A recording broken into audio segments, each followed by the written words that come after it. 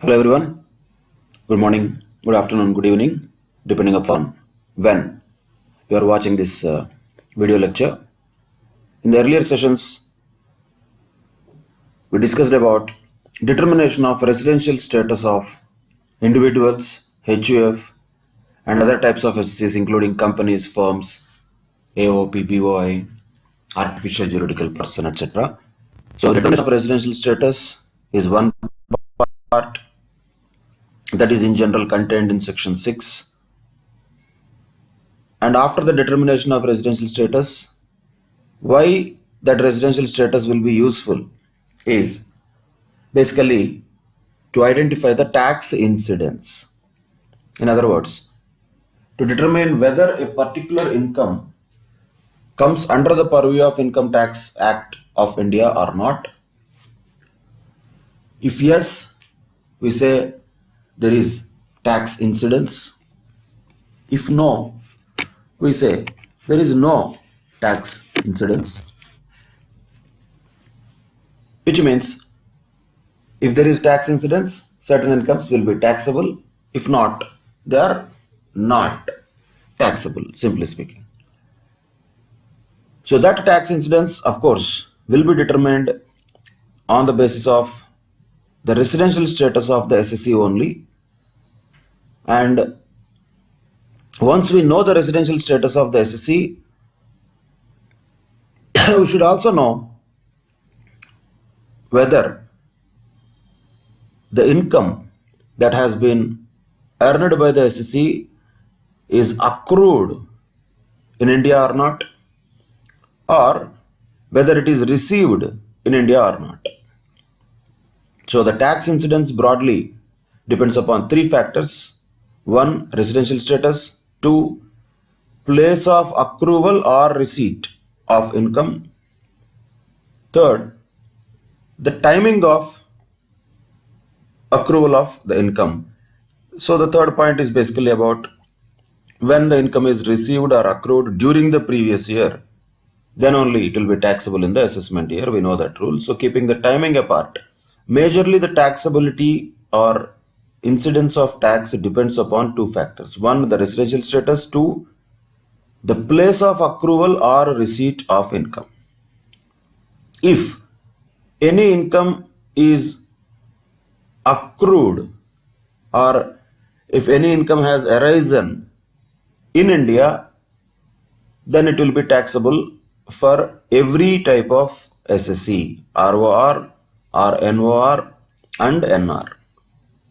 Same way, if the income is received in India, that is also enough. Even though it is not accrued in India, even if it is just received in India also, still it is taxable in all the three cases, ROR, RNOR, and NR. If the income is deemed to have been received in India, then also it is as good as received. If the income is deemed to have been accrued or arisen in India, then also it is as good as accrued or arising in India. So the word deemed always equates itself with the original word. So accruing or arising, deemed to accrue or arise. Actually received in India or deemed to have been received in India. So when we say actual word and deemed word, both are taxability wise the same. But of course, what are the situations when we can deem an income to have been received in India, or when we can deem an income to have been accrued in India? Those things we will discuss in the today's class. But before going to that, everyone should be very much thorough with the existing provisions already discussed, which are the core things for problem solving. Of course, the first part is determination of residential status, which vastly depends upon the number of days of stay of a person, whether in the previous year or for the past few years. Accordingly, the residential status will be determined. And tax incidence depends upon the residential status and the place of accrual or receipt of income. If the place of accrual or receipt deemed to be accrued or deemed to be received, if all these things are in India, then automatically that is taxable in all cases. Everybody, irrespective of residential status, such incomes will be taxable in India. That's it. However, if the place of accrual is also outside India, place of receipt is also outside India, then it will be taxable only for ROR. It will not be taxable for RNOR and NR. When if the income is earned also outside India, received also outside India. But while writing, what we should use? Instead of using the word earned, we should use the word accrued or arisen outside India, received outside India, then nothing is taxable in the case of RNOR and NR. However, here also there is one more exception to this exception, particularly for RNOR.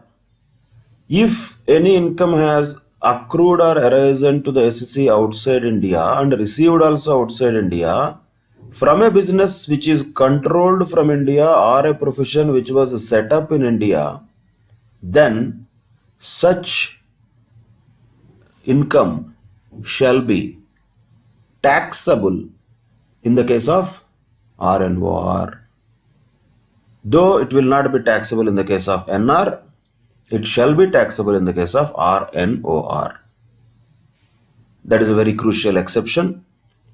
One is that even though income has accrued outside India, income was received outside India, it will be still taxable in the hands of RNOR if such income is received from a business which was controlled from India or a profession which was set up in India.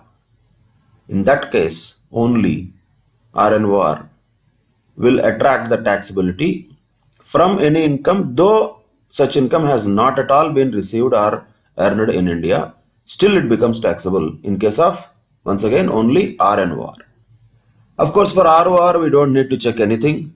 Simply for ROR, resident and ordinarily resident, every income is taxable as long as if that income is received during the previous year, that is always taxable. That's it. That is for ROR. Any income that has been received during the previous year or earned during the previous year will be automatically taxable for ROR. For ROR, it doesn't matter where the income is earned or where the income has been actually received. So the place of accrual or receipt of income is immaterial for ROR. That matters for whom? Only for RNOR and NR. Same way, one more point to be noted, the same point. In other words, while solving the problems, where from the business is controlled or where the business is set up will be relevant only for RNOR. That is irrelevant for ROR also because anyway it is irrelevant. That is irrelevant for NR also because it is not going to be useful for non-resident, since non-resident will have any taxable income only if the income has been earned in India or received in India. In any other case, irrespective of whether the business is controlled from India or profession set up from India, irrespective of any of those additional facts, non-resident will not have any taxable income like that. So the word controlled from India in respect of business, set up in India in respect of profession, these two are only relevant to be checked for RNOR. For any other type of SSE like ROR or NR, these two are completely irrelevant. We don't need to even look at them because those two are quite opposite. ROR, everything is taxable. For NR, nothing is taxable if such income is not earned in India or not received in India. That is the tax incidence under section 5. These are the core things that will be required to be applied while solving the questions at a computational level, and application of concept of tax incidence also will be in these lines. However, before actually solving the questions in relation to tax incidence, we have to, if not deeply, at least quickly go through some of the terms which are already used in this discussion on tax incidence. Like for example, when we can say an income is accrued in India, if it is earned in India, that looks like reasonably straightforward. When we can say an income is received in India, naturally when it is actually received in India. But always the question comes, Boss, what is this deemed to be received? What is this deemed to be accrued? That will be the cases naturally which are not evidently clear. They are not clear. But the law is telling they are deemed to be received or deemed to be accrued. So wherever there is a deeming provision, it has to be explained by the law. Nobody can have deemings according to their whims and fancies. Not possible. So any deemed provision will be explained by law very precisely. These things are called deemed to be received. These things are called deemed to be accrued in India. That is what is another important discussion that we should have for understanding these two words, because they matter a lot while determining the tax incidence. Income received in India and income accrued in India, anyway taxable in all cases. However, what are the incomes which are deemed to have been received in India? What are the incomes which are deemed to have been accrued in India? Those things also we should definitely have a look at.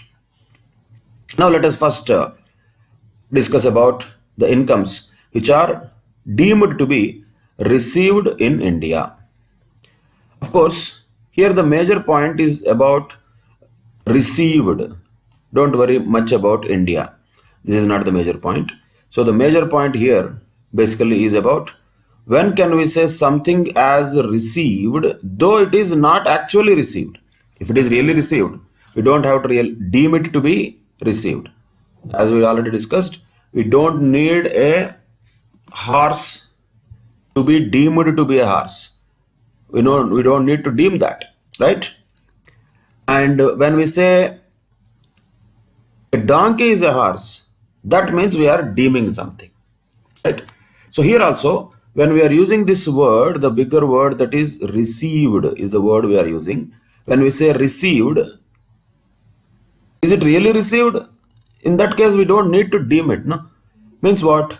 In the following cases, there is something which might not have been actually received by the SSC, but still we are deeming it to be received. So the focus here is on the receipt. Though the receipt did not happen, in the following cases, we are deeming that, we are assuming that the following things have been received by the SSC. But one point to be noted here, in this particular case, this is not what is more important. The word India is not that important. What is important here is the word received. India, of course, if it is happening in India, definitely it is deemed to be received in India. So the focus here is on the word received. The deeming is more about received, not about India. Deeming is not about India. So the logic, if you look at this statement, income deemed to be received in India is a general statement, you can say. Sir, what is the deeming about? Is the deeming about India or is the deeming about receipt? Are we talking about something which is not received in India but we are still deeming it to be received in India? Is it the case? Or are we talking about something which was not received at all but we are deeming it to be received? So there is a little difference between them. We are talking about something which is not received but deemed to be received. That is the point we are talking. Deemed to be received, though it is not actually received. Of course, we are talking about India always, because if it is received or deemed to be received outside India, we don't care about it. Except in the case of ROR, we don't care about such receipts which happened outside India. So these things, if you observe, will not have much to do with India. They will have much to do with the word receipt. So these are the cases where really there might not be any receipt, but still we deem it to be received. And of course, another point to note, all these things will be once again discussed in the respective chapter, particularly the chapter of salaries, which will be the first head of income that we are going to discuss in the coming classes. So what are those deemed to be received incomes? First one, contribution in excess of 12% of salary to a recognized provident fund, or interest credited in excess of 9.5% per annum. Interest is calculated per annum. So the annual accretion to the credit of RPF means once again recognized provident fund. If anything like that is there, that is deemed to be received. Is it really received by the SSE? No. What happened actually?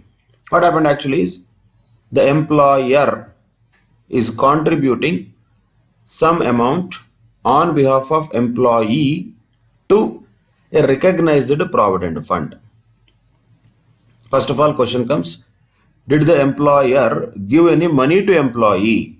Did the employee receive any money? Answer is no, he did not receive. But still we are deeming it to have been received. Even though the employee did not receive directly, it is deemed to have been received. But is the money given to the recognized provident fund on behalf of employee? Yes. So the point here to note is, there is a benefit that is coming to the employee, no doubt about it, though there is no real receipt of money now. Maybe he will receive later at the time of retirement.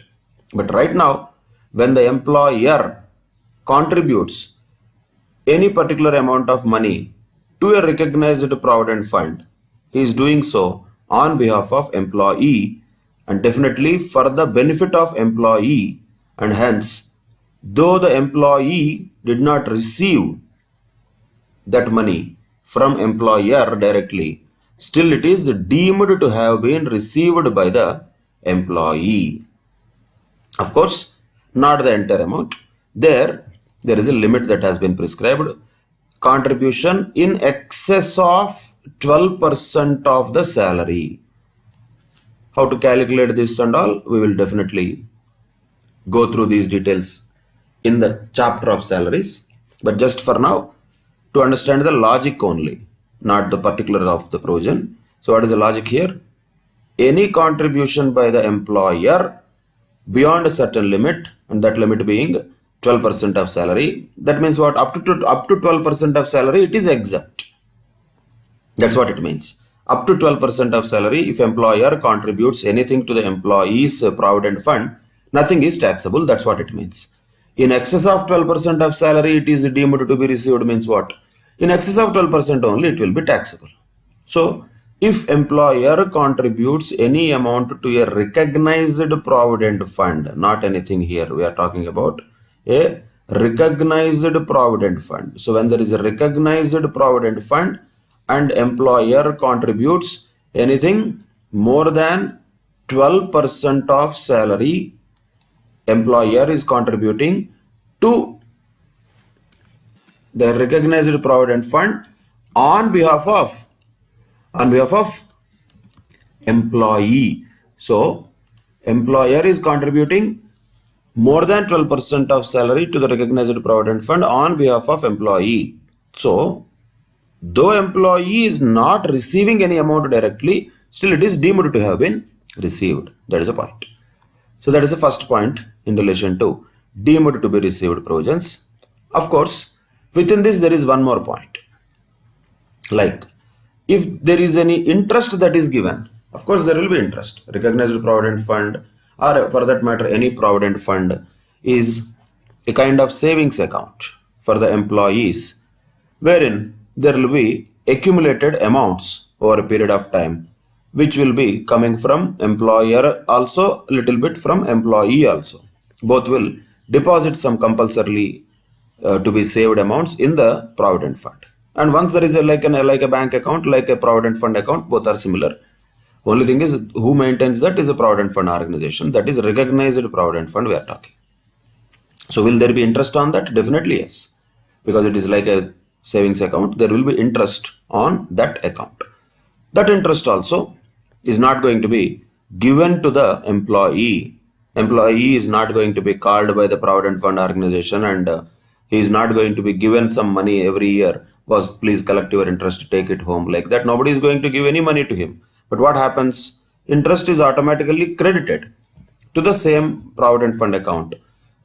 That is also, though not received by employee directly, it is also deemed to have been received by the employee.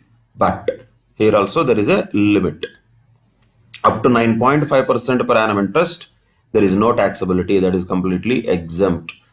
If any interest is credited to the recognized provident fund in excess of 9.5% per annum, we can call that as annual accretion. That is a word used by law. Annual accretion. Accretion means additional amount. Why any amount will increase by itself? Is it possible? Money will increase by itself automatically? Automatically it will not increase. Money will increase only because of interest. So that annual accretion is nothing but interest. And that interest up to 9.5% per annum is exempt. Beyond 9.5% per annum will be taxable. That will be deemed to be received by the employee even though he did not receive it. Did he receive it? Did the employee receive the interest? Actually, no. But is it credited to his account? Yes.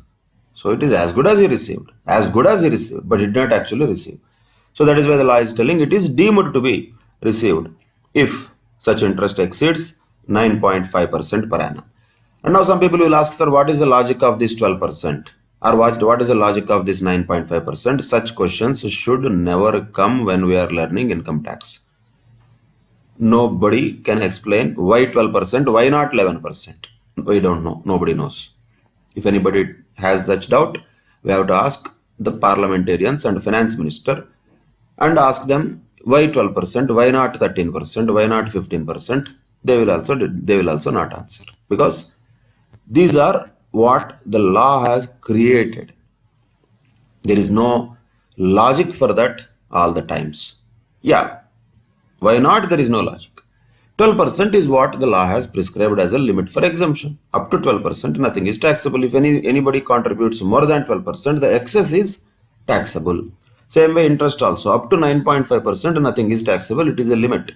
Beyond that, there is everything that will be included in the total income of the SSC, because it is deemed to have been received by the SSC, though physically, actually, the SSC did not receive any of these amounts. That is the deeming provision in relation to this employer's contribution to recognized provident fund in excess of 12% of salary.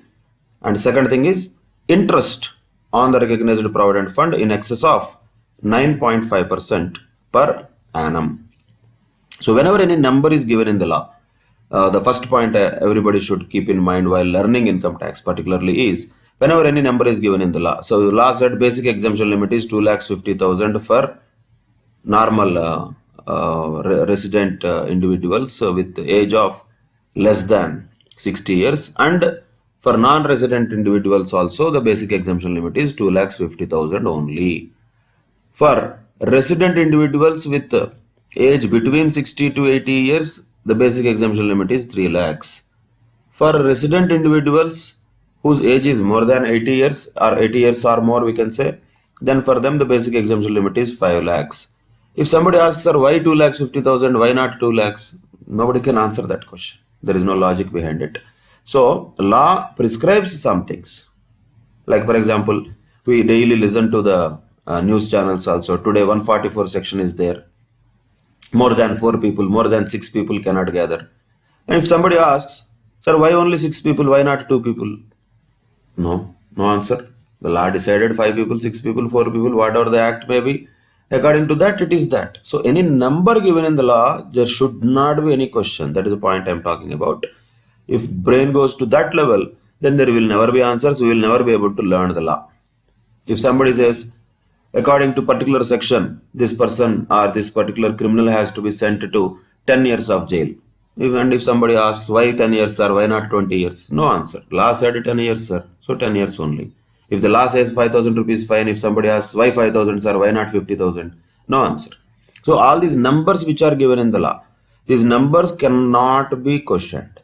That is a very common point we have to keep in mind. These numbers, excess of 12%, the moment we see a number there, we just have to accept it. We can't question that. We can't have any kind of logic for that. We can't try to. Even if we try to do also, we'll have only a broader thing. We will not be able to understand why not something else. So that never will be the kind of thought process with which we can learn income tax law. So keep that in mind very carefully. Yeah, why 182 days only in the previous year? Then only why somebody will be called as a resident? Why not 180 days? What happens in 2 days? No answer, sir. No answer. Any provision. When you say why in the law, most of the cases, the answer will be silence only because that's what the law said. Law said 182, that is a number. When the law said 182, that is 182. It is not 181, it is not anything else. It is not 180, it is not 185. It is 182 only. अरे just one day here and there what happens चलता है sir? नहीं चलता है sir, नहीं चलता है, law है. सो इनकम टैक्स एक्ट में और for that matter any law चलता है इज नेवर अ पॉइंट, नहीं चलता है because it has to be applied according to the provisions which are mentioned in the act. So there cannot be any kind of casual approach towards these numbers, nor there can be any answers to the question why only this number, why not some other number. Such question can never be answered. So please try to avoid such thoughts of any finding of logic between these numbers. Numbers cannot have any logic. That is what government has decided. Simple. That is only logic. So, any employer's contribution in excess of 12% is taxable. Up to 12% is not taxable. Same way. Interest also. In excess of 9.5% per annum is taxable. Up to 9.5% per annum it is not taxable. In excess of these limits which are prescribed in section 7, even though those amounts, the employer's contribution or interest, though they are not actually received by the SSC, they are deemed to be received by the SSC. That's it. That is the first situation of section 7. Then the other two are not really that important, but yes, we can just refer to something like section 80CCD is a section related to certain pension schemes, and if any contribution is made by the central government or any other employer, so that itself covers central government or any other employer, means any employer basically. So simply, just like provident fund, if any employer, including central government also will have some employees, no? Central government is also an employer. So whoever that may be, whoever that employer may be, doesn't matter, irrespective of the employer, whoever that may be, if any contribution is made to a scheme, which type of scheme? That is a scheme which is a pension scheme referred in section 80CCD. If any contribution is made by the employer to such a scheme, of course, for whose benefit? Employer is contributing to whom? Naturally for the benefit of employee. So the pension scheme is created for the benefit of employee. But will the employee receive anything now? Definitely not. He will receive some pension after the retirement. So till that time, employer keeps on contributing some amount to such pension scheme.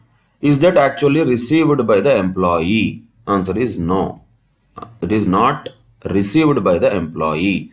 Does it mean it is not taxable? Again, the answer is no. It is still taxable. Why? Because it is deemed to be received even though it is not actually received. Logic wise, these two are same.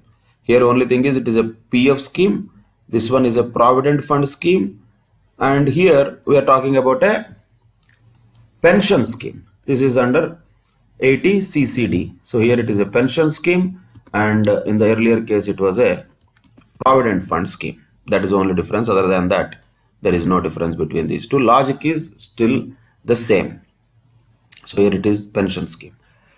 Here it is provident fund scheme. Ultimately what is happening is same. What is happening? The employer is contributing some amount on behalf of employee to what? Here he is contributing to a recognized provident fund scheme. Here he is contributing to a pension scheme, of course referred in section 80CCD. Don't worry about this section, we will come to that. It's a deduction section, which is the one which we will encounter at the end of this entire income tax learning process. So just a section number is given. That means that section has a reference to certain pension schemes, and any contribution made by the government or employer, any employer, to such scheme on behalf of employee should be deemed to have been received by that employee, though physically is not receiving any money directly from employer.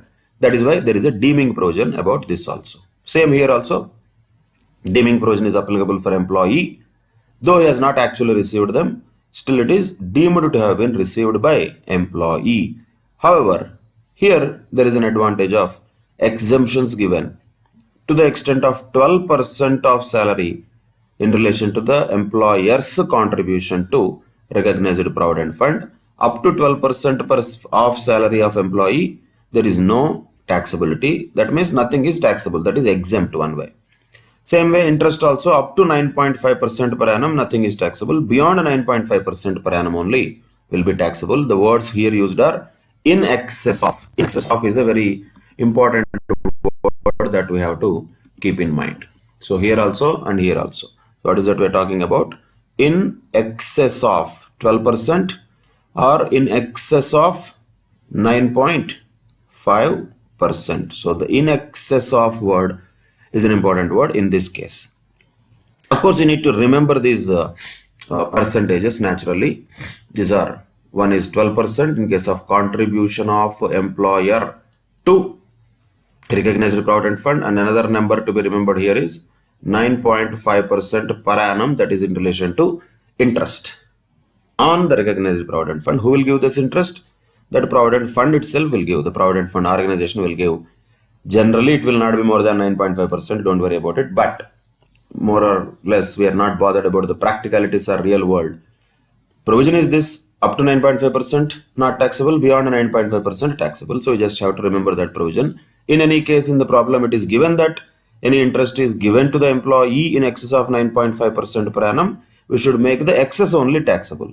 Same with here also, in excess of 12% of the salary of the employee, if employer contributes, then that excess amount will only be taxable in the hands of employee. The point here, why we are talking about it here is, these things are deemed to be received by the employee, even though they are not actually received by the employee. Same with contribution by the central government or any other employer also towards a pension scheme, naturally for the benefit of employee.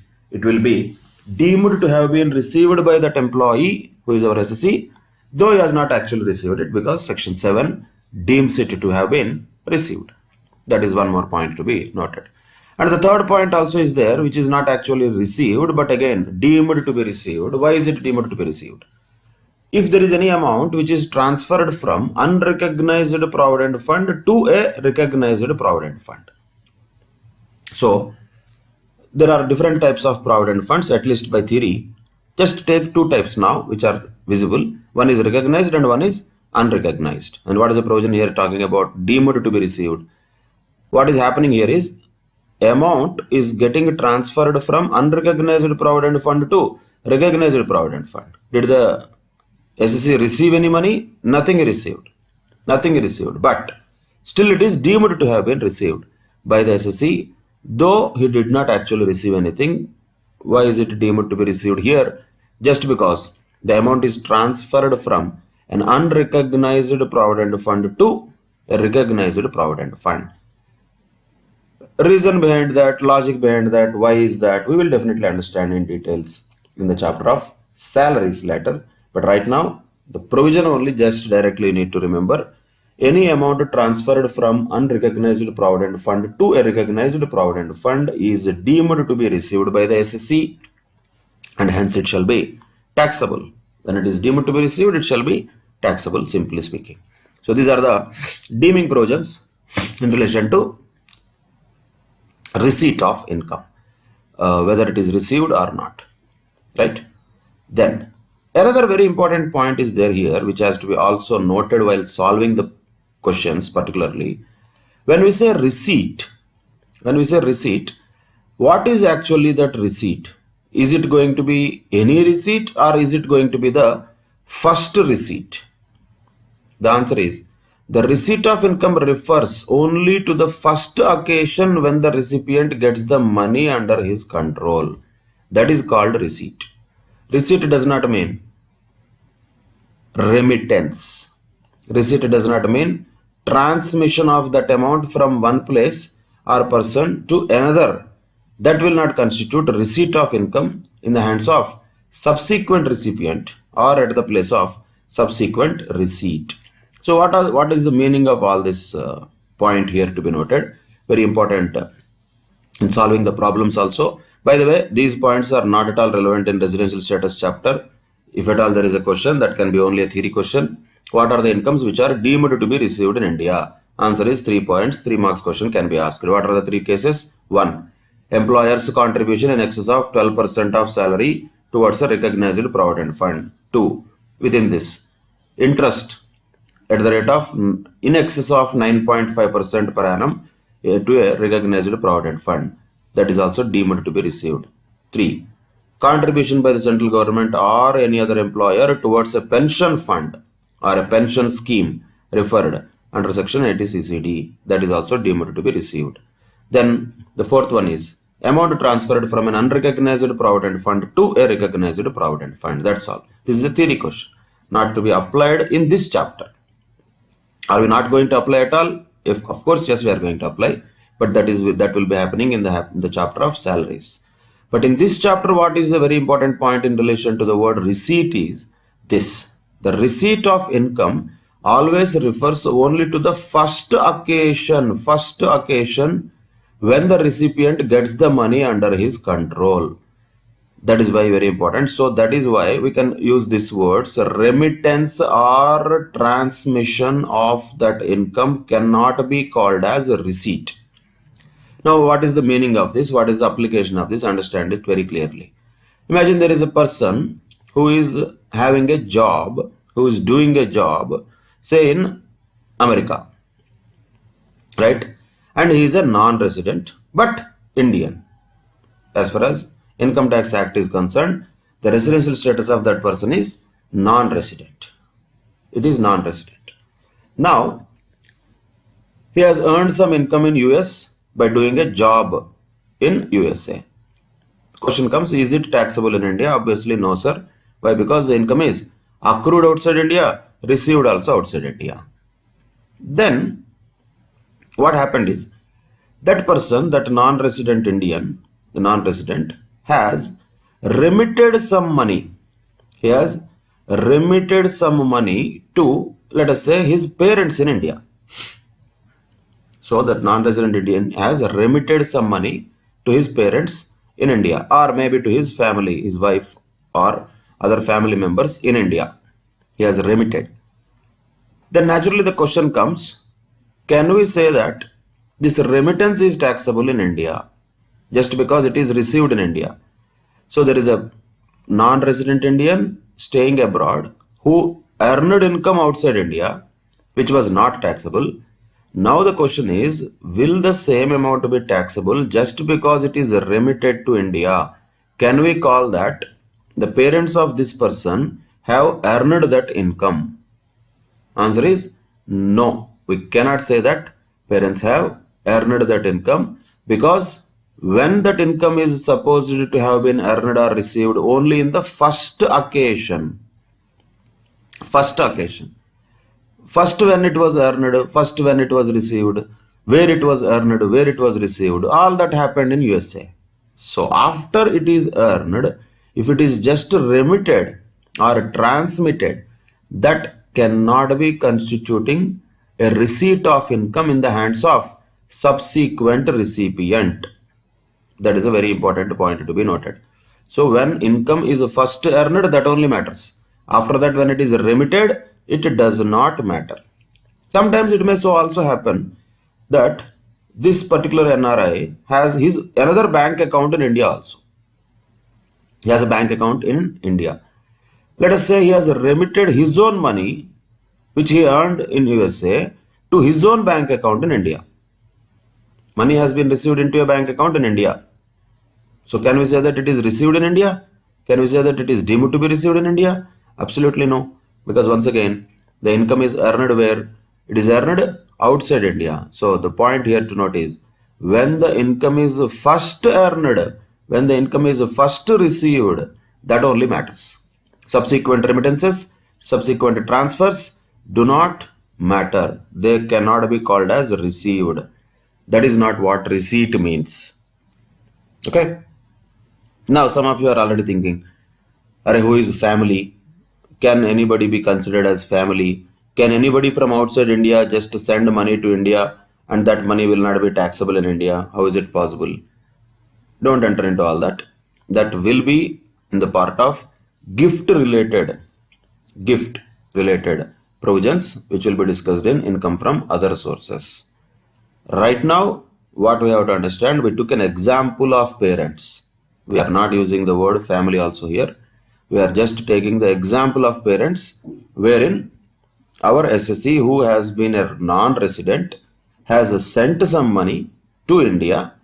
Question is whether that money, just because it is sent to India or remitted to India, can it be called as it is received in India? Answer is no. It cannot be called as received in India because it was first received in America. Later it was only remitted or transmitted to India. So simply the essence of all this we have to take is remittances are not receipts. Remittances are not receipts. Transmission of money, transfer of money just like that by one person to himself is not a receipt. Where it is first received, that only is going to be a receipt. If that happened in India, definitely that is received in India. If that did not happen in India, means it is outside India. That is the point to be noted. So when any person only remits the money which he has already earned elsewhere, that remittance is not an event which we can call as a receipt. So this is a very important point to note. Remittance is not considered as receipt. Very crucial point which will be useful in problems also. Hope that is clear. Any doubts are there? That should be around these words, not according to ifs and buts. So if I have an uncle in America, if my uncle sends money to me in India, what happens? No, we will discuss all those things in income from other sources. There is a huge provision in relation to gift. Gift is a different concept altogether. So if somebody remits the money to India in the form of a gift, those all will be discussed in gift provisions later under income from other sources. So don't enter into any permutations, combinations now. That doesn't give you any solutions unnecessarily. It gives you complications. So don't enter there. So where you have to just keep your thought. You have to keep your thought with this. First of all, any receipt cannot be considered as a receipt. Only first receipt is considered as a receipt. For the same person, when he has first received, that only matters. That is what we call as first receipt is the only receipt. Second thing, remittances cannot be considered as receipts. Remittance is not a receipt. These are the 2 points you should note from this entire discussion. That is going to be useful in solving the problem. So that is what receipt means. Now when we talk about deemed to be received, these are the 3 points that we have. One is related to recognized provident fund, second one is related to the pension scheme, and third one is related to transfer of monies from unrecognized provident fund to recognized provident fund. This is about section 7, which talks about income deemed to be received in India. And prior to that, what is receipt also we understood from this particular area of discussion. Now moving on to the next thing. See, ultimately we have only 4 things that we have to always keep in mind. Received, deemed to be received. Accrued, deemed to be accrued. That's all. Anything revolves around these 4 only. Entire scope of income tax incidence revolves around these 4 only. We just discussed 2 of them. One is received. What do you mean by received? When it is first received. What do you mean by deemed to be received? These 3 points. Now let us see what do you mean by accrued. Accrued. This is again simple, I would say, accounting type of situation. What do you mean by accrued? Accrued means which is due. So whether there is a particular amount which has been earned, though it is not received, we'll call it is accrued.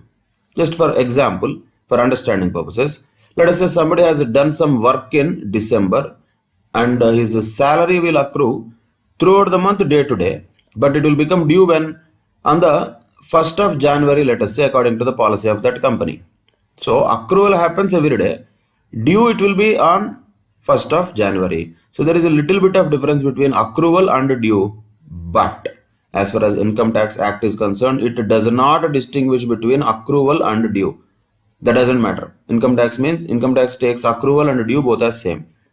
Accrual and due both are okay, same. So accrual is also considered as due as far as Income Tax Act is concerned. Though it is not due, even if it is accrued, that is enough for Income Tax Act to consider it as income. Classic example for this can be in relation to interest on securities, because mostly that is where accrual and due concept will be very much applicable. Any securities for that matter. In this example, they have taken government securities. Don't worry about government here. Any securities. Interest on securities is usually payable on specified dates. Say for example, 1st January, 1st July, like that. In all such cases, the interest would be said to accrue from 1st July to 31st December. And again, 1st January, it will fall due for payment. Just take a simple example here for understanding purposes. Let us say there are securities like this only, for which the interest is due. Due is different. It is due on which dates? One is 1st January and second payment is 1st July. These are the two due dates that are going to be paid, on which the interest is going to be paid. But our problem is, we don't care about these dates. Our problem is what? We have a previous year ranging from 1st April to 31st March. So what will be the interest that is accrued? What is the interest that is accrued during the previous year? It will not be something between January, July, or January to December, then 1st January onwards. Nothing like that. Always the accrual of everything has to be calculated from April of one year, that is the beginning of the previous year, to the March of the next year. So the previous year is the year in which the income is accrued. That only matters for us. Previous year matters. These dates are important only for calculation purposes. So now, for example, what can we consider like this? If there is a difference in the interest rates also on 1st January and 1st July, what will be the interest which will be taxable for the previous year for our purposes 2019-20? What should be that?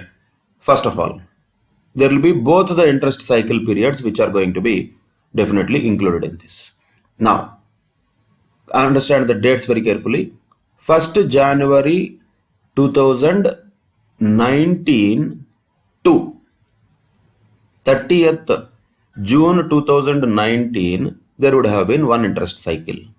1st January 2019 to 30th June 2019, there would have been one interest cycle. In that, do we care about the interest that is related to 1st January 2019 to 31st March 2019?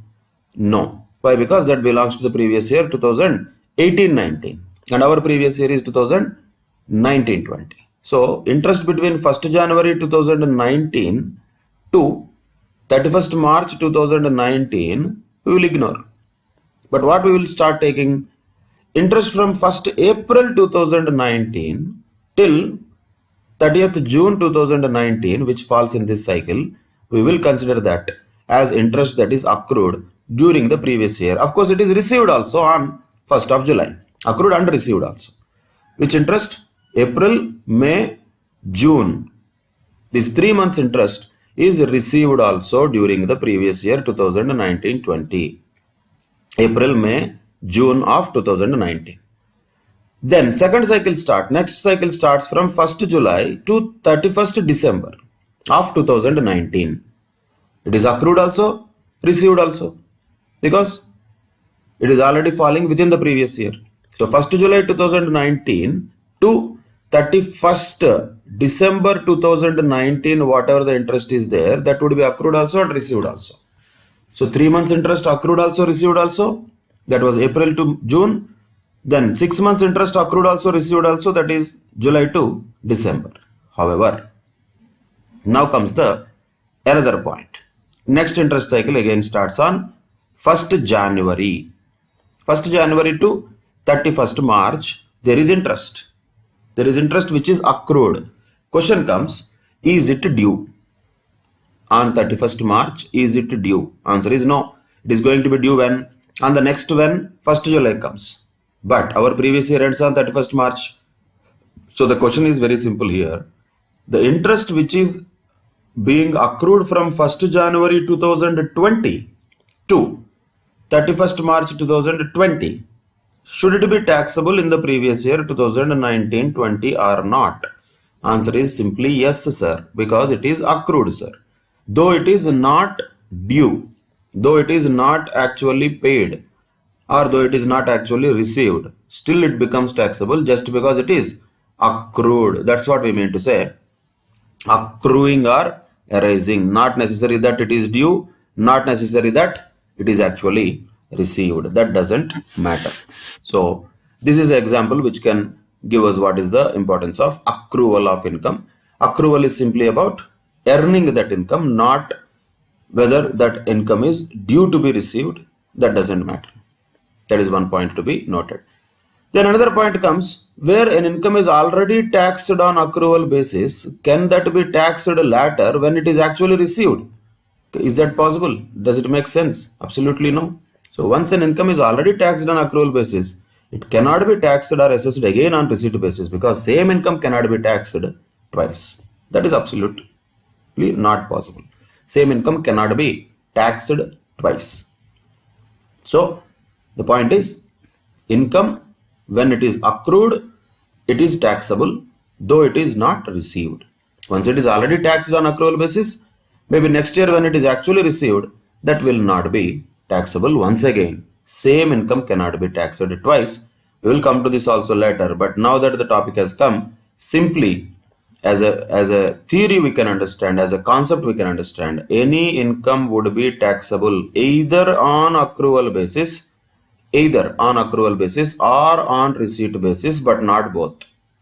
Same income cannot be taxed on both the basis, either on accrual basis or on receipt basis, but not both.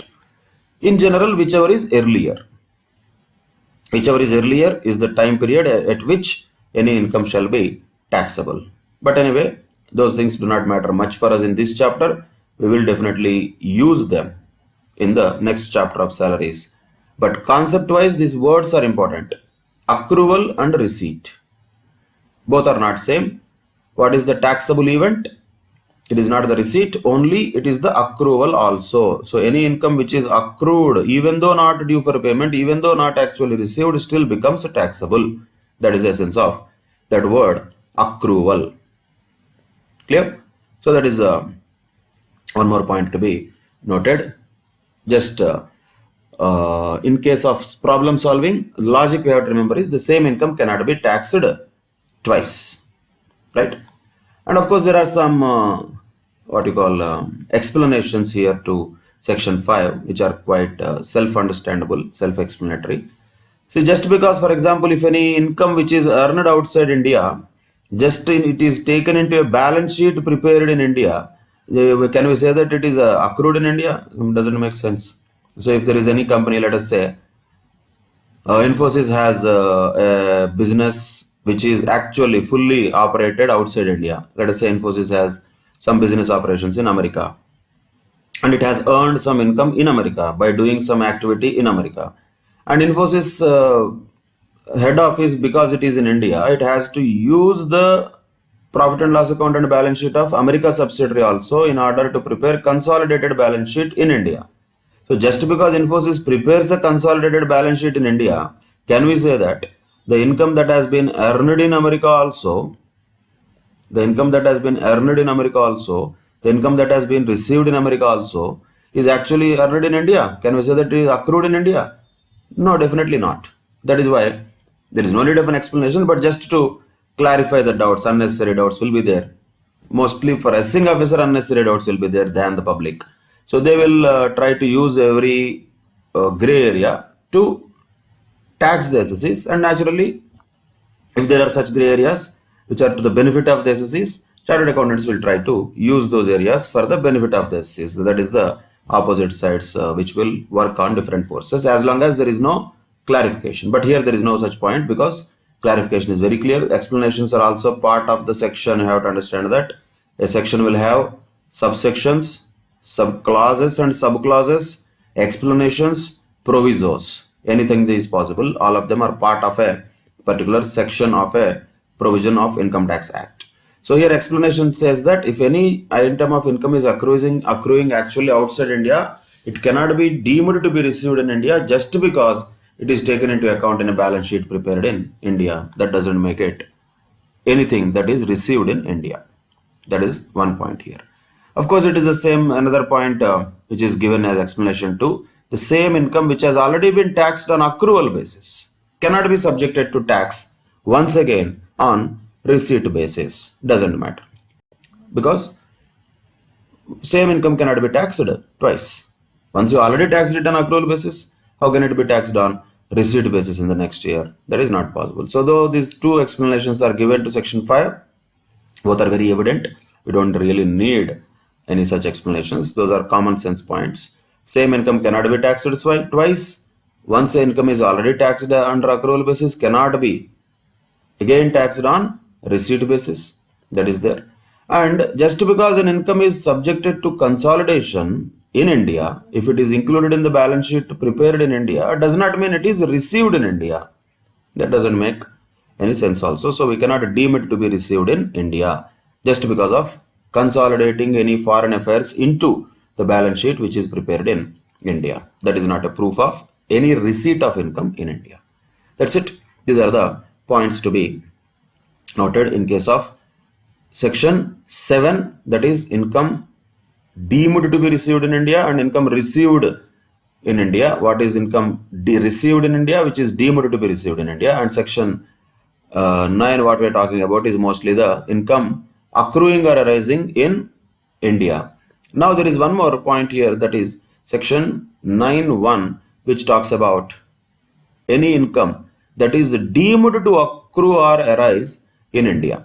This is a very important section. This is going to be useful in problems. Any income which is deemed to accrue or arise in India. So very clear point here. When we can say an income is accrued or arising in India or deemed to accrue or arise in India, that is what is this section 9(1) says. Lot of I would say explanations are there. Too many things are there which are given later. But simply for learning purposes, this table is enough. This table gives us full clarity about what are the incomes which are deemed to accrue or arise in India. So no need to go through each and every line which is going to be given later.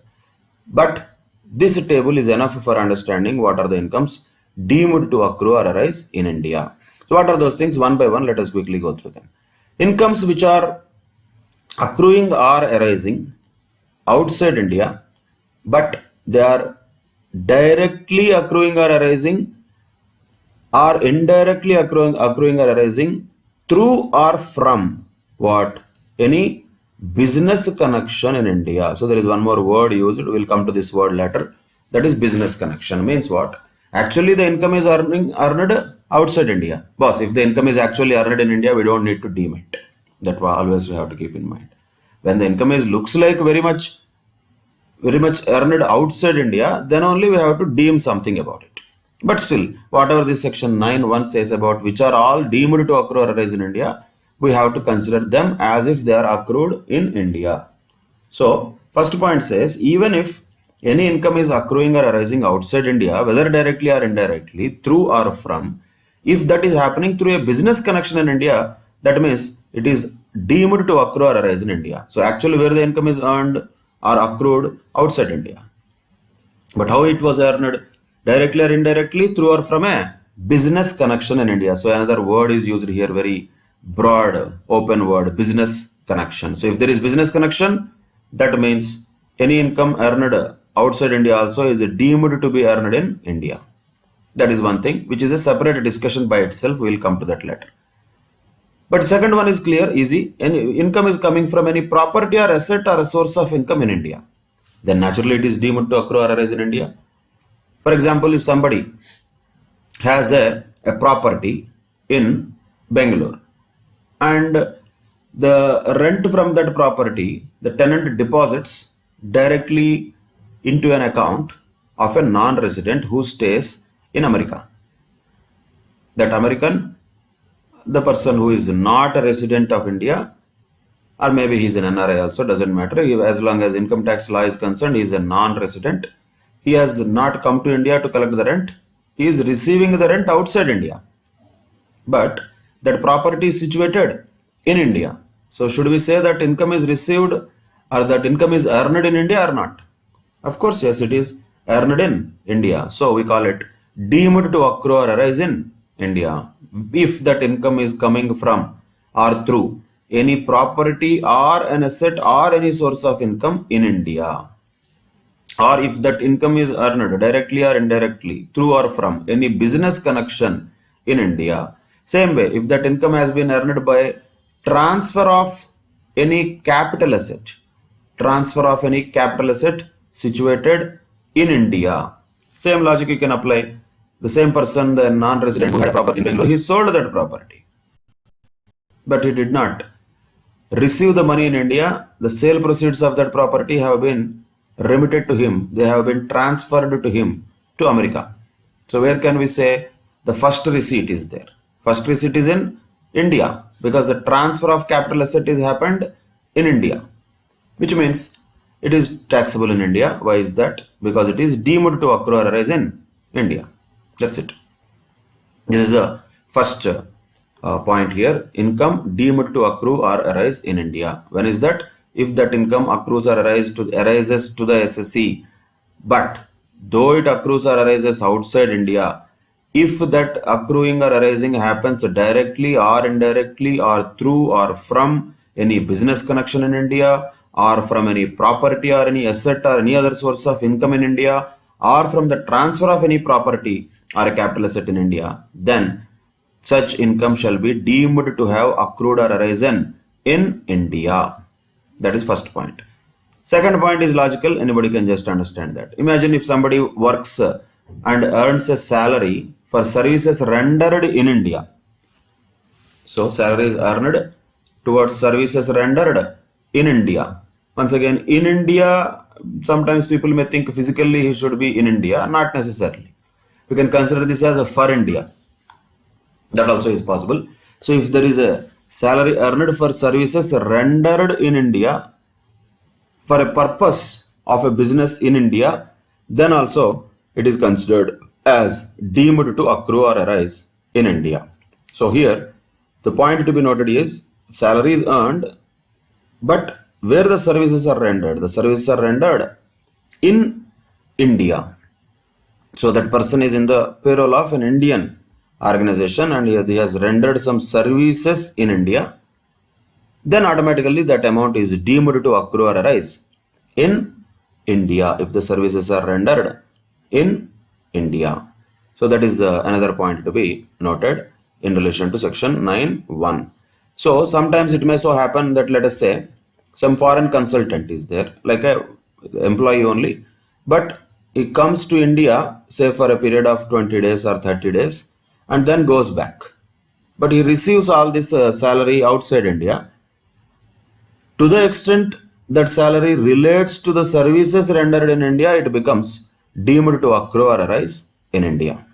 So this is the second point to be noted. If any salary is earned from the services which are rendered in India, that is deemed to accrue or arise in India, which means they are taxable. The moment it is deemed to accrue or arise in India, we know that it is taxable for all. ROR, RNOR, NR, for everybody, this becomes taxable if any salary is earned for services rendered in India. And now the next one comes, which is a variety one, though it does not suit the common sense, but still, since the law says, we have to accept that because that is the reality. What the law says? If any salary is payable by the government to a citizen of India for services rendered outside India, look at this. Salary is paid by whom? Government. To whom? A citizen of India, not to anybody else. A citizen of India. For what? For services rendered outside India. Generally, who will be that person? Government will pay salary to for services rendered outside India, that to an Indian citizen. In general, there is nothing mentioned in the law, but in general, these are all the people who are working in Indian embassies in other countries, Indian consulates in other countries, like for example, Indian government representatives in the United Nations. They are all working on the payroll of Indian government, but services where they are rendering outside India. But what is the law saying? Even though they are rendering the services outside India, still they are deemed to accrue or arise in India, means those incomes become taxable in India. Of course, there are exemptions to that, we'll come to it later. Basically, do we have purview on that or not? Yes, because section 9(1) says, though the services are rendered outside India, still they are deemed to accrue or arise in India. This is where particularly we can understand the deeming provisions, how they are powerful. This person, whoever is our SSC, is never in India, is not in India, is outside India.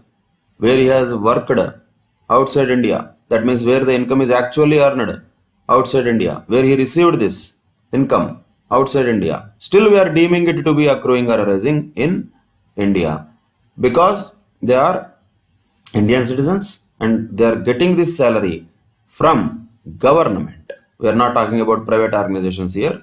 This is only applicable to government employees who are working abroad and receiving a salary from the government. For them, whatever salary received abroad also is deemed to have accrued or arisen in India. That's it. That is another point to be deemed to be accrued in India. Then we have another straightforward point, that is dividend paid by any Indian company. See, a lot of times it so happens that there will be a lot of international investors also in Indian companies. So Indian company, when it pays the dividend, it will pay outside India to those international investors. Those investors are not going to come to Bombay in suitcases. They are not going to take the money out. Not going to be possible. So the Indian company, when it pays dividend, they will pay outside India. But where is the SSC who received this dividend? Outside India. But is it excluded from the income tax purview? No. Even though such dividend is paid outside India, still it is deemed to accrue or arise in India. Why? Because it is paid by Indian company, sir. When it is paid by Indian company, even though such dividend is paid by an Indian company outside India, still that dividend is deemed to have been accrued or arising in India. Why is that? Because that is paid by Indian company. So Indian company pays dividend, automatically that dividend for the recipient is deemed to accrue or arise in India. So these are the points to be noted when it comes to deeming provisions in relation to accrual or arising of income in India. Income accruing or arising outside India from a business connection, or from the transfer of a property, or from any asset, or from the property in India, situated in India, automatically is deemed to accrue or arise in India. Same way, if any salary is earned for rendering any services within India, then that is deemed to accrue or arise in India. If any salary is payable by the government to an Indian citizen for the services rendered outside India also, is still deemed to accrue or arise in India. Same way, any dividend paid by an Indian company is always deemed to accrue or arise in India, irrespective of whether it is paid in India or outside India. So even though it is paid outside India, still it is deemed to accrue or arise in India, as long as that is paid by an Indian company. That is a important aspect we should remember. These are the points which will be useful for our problems. Of course, there is other points also which are also given here, but we will discuss them later. They are all not that much useful. There might be some points in problems also, but these are the key points. Every time we can have such questions, such points, we can encounter them in the problems. Other things are all with one logic. We can just have all of them covered in one logic. We will discuss the remaining part of this particular tree in the next class, but till that time you need to be thorough with the existing provisions here. That is in relation to the incomes which are deemed to have been received in India, incomes which are considered to be received in India. First received is only receipt, remittances are not receipts. And section 7 talking about income deemed to be received in India. Then concept of accrual is very important to understand that very keenly. Accrual is different, due is different, payment is different, all of them are not same. So accrual, what matters in income tax? Not due, not payment. When income is taxable? When the taxable event arises, when the income is accrued. Even though it is not due, even though it is not received, still an income can be taxable on accrual basis. Of course, once it is already taxed on accrual basis, it cannot be taxed once again on receipt basis. That is different story. But accrual is the first taxable event for any income. That is the point to be noted. And very importantly, this chart, you have to understand where the incomes are deemed to have been received, deemed to have been accruing or arising in India. Received is in section 7, accruing or arising deeming provision is section 9(1). So in this certain part has been discussed. With these things you have to be absolutely clear with these provisions. No confusion should be there. No imagination should be there. What is told in the law, that only has to be just understood and remembered. That's it. So what is business connection? Of course, is a different discussion. We have to do that later. Other than this business connection word, all other things are very clear in their case. There is no confusion in the other points. Business connection, yes, is a new word. It will be explained by law in the coming provisions. We will discuss that also. And quickly we'll go through this interest, royalty and fees for technical services. See, all of them we can just cover in one topic. All of them are similar. Interest, royalty, fees for technical services. That's it. Logic will be same. Once you apply the same logic, irrespective of the type of income that anybody receives, the taxability will be similar. We'll discuss these remaining points in the next session. Once we are done with that, once we understand what is a business connection in India, with that we can conclude the theoretical portion of tax incidents. Then we can move on to problems related to this particular chapter, which will happen in the upcoming classes. Right? Till then, take care. Bye bye. Thank you very much.